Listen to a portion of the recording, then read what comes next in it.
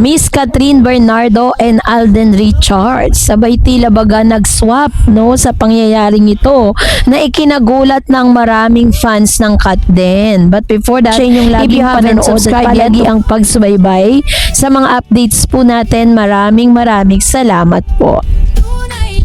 At ngayong araw, pag-usapan po natin ito dahil talaga namang napapanahon at in-announce na po ni Mr. Alden Richards no, na siya po ay magkakaroon ng pinakabagong serye na mapapanood po sa isang pay-per-view na isang platform kung saan talaga namang inaabangan ng marami. In-announce po kasi ni Mr. Alden Richards ngayong taon na isang malaking sorpresa at excitement ang binitbit ng entertainment industry sa Pilipinas nang opisyal ng inanunsyo ang bagong romance drama series na Love Siargao. Isang proyektong pinagbibidahan ni Nadine Lustre, Alden Richards at dalawas kilalang pangalan sa showbiz na hindi na nakakasama sa isang serye dati.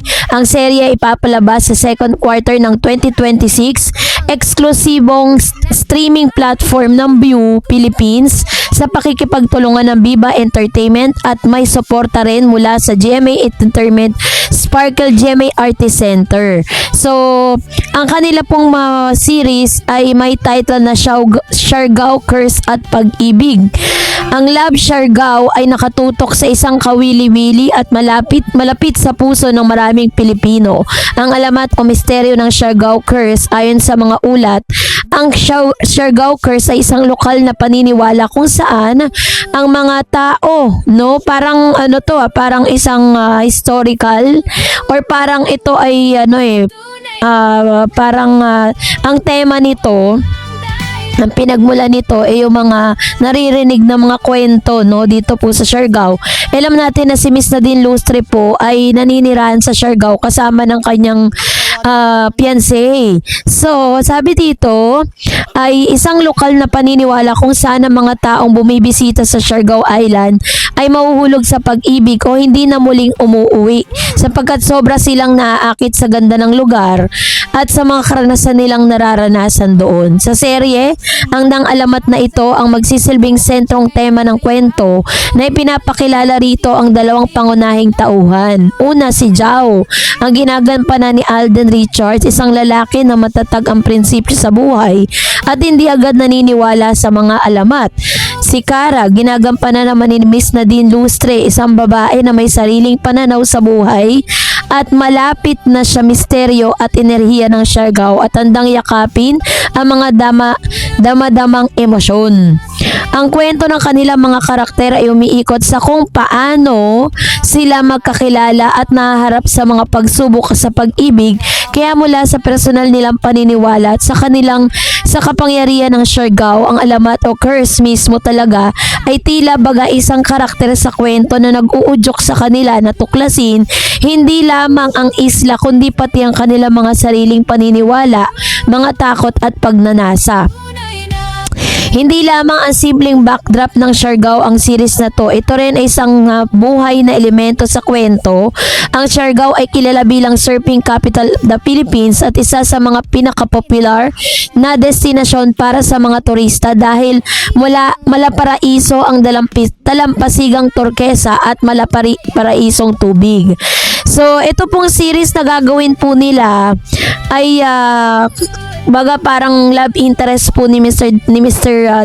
Alden Richards dito si Nadine.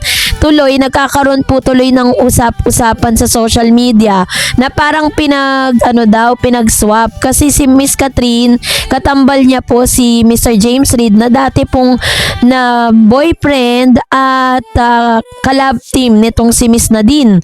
Tapos si Alden Richards naman po ay nauugnay din sa pangalan ni Miss Catherine na ngayon naman ay katrabaho naman si Nadine na dating girlfriend netong si Mr. James Reid.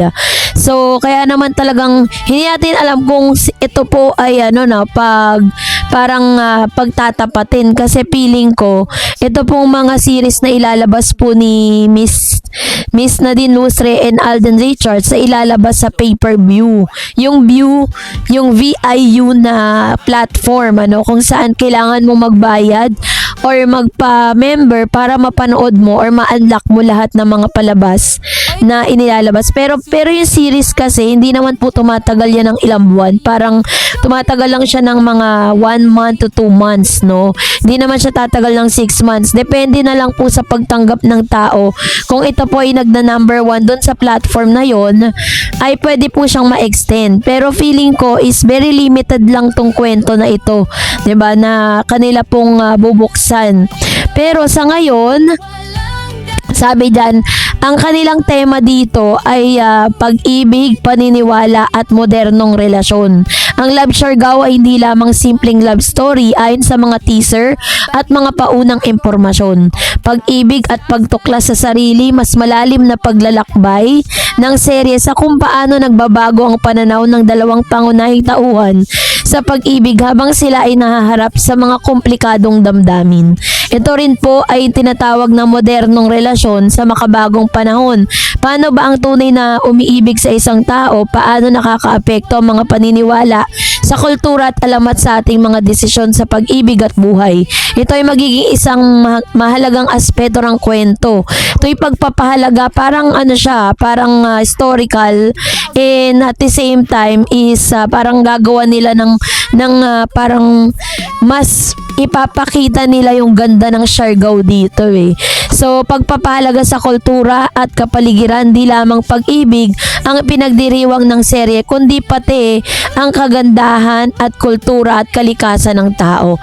Pero, according po dun sa mga balita, na kahit daw di umano pinagtambal si Nadine at si Alden Richards, ay parang imposible na sila po ay mauwi sa relasyon. Dahil si Alden Richards po ay sinasabing meron na daw karelasyon, non-showbiz daw, na hindi raw nila nilalabas kasi may NDD or non-disclosure. Tapos ito naman si Miss Nadine Lustre ay may karelasyon din na taga Siargao. Sabi dyan, mukhang safe naman daw si Alden kay Nadine Lustre, kaya bet ng solid fans ng actors ang tambalan nila sa isang bagong proyekto. Mukhang takot na ang mga fans sa muling masaktan si Alden, kaya mas approve nila kung may jowa ng magiging leading lady ng aktor ng series o pelikula. Marami pa rin palang solid fan si Tisoy na hindi pa nakaka-get over sa nangyari sa Kat din. Matapos mag-hit ang bonggang-bonggang Hello Love Again hanggang ngayon, kasi ay marami pa rin ang naniniwalang may alitan pa rin sina Alden Richards at Catherine Bernardo dahil hindi na sila nagsasama sa mga event katulad ng awards night na pareho pa naman silang awardee dahil sa blockbuster movie nila. Anyway, safe nga raw sabihin na walang posibleng madedevelop sa romance between Nadine and Alden dahil aminadong aktres na si Chris Barrio na ang gusto niyang makatuluyan, kaya deadman na ito sa ibang guys. Baka pagkatapos nga raw ng taping ng 26 episode series na ito ay magiging matalik na magkaibigan ng Aldin o Naden gaya na nangyari kina Tisoy at Julia Montes. Ayun. So yun po yung ilan sa mga talagang kinaabangan ng marami, no? So ano kaya at paano kaya iikot yung storya na to? Kasi nasabi nila may swap na naganap, pero gusto ko lang itama yung dahil wala pong tampuhan or hindi po magkagalit itong si Alden at si Catherine. Hindi nga lang nila sinasa publiko na sila ay magkausap, hindi naman kailangan, diba? And at the same time, ngayon kasi may kanya-kanya silang project na kailangan nakafocus lang sila doon. So, binibuild up yung kanilang yung kanilang tambalan, lalo na ni Catherine at ni Mr. James Reid na bago pa lang. Diba? So, yun po yun. So, kaya naman congratulations Miss Catherine and Alden Richards for the new projects this year 2026. And that's it for today. For more videos and updates, please don't forget to like and subscribe, and please don't forget to follow my Facebook page, Dar Eds TV and Dar Eds channel. God bless everyone.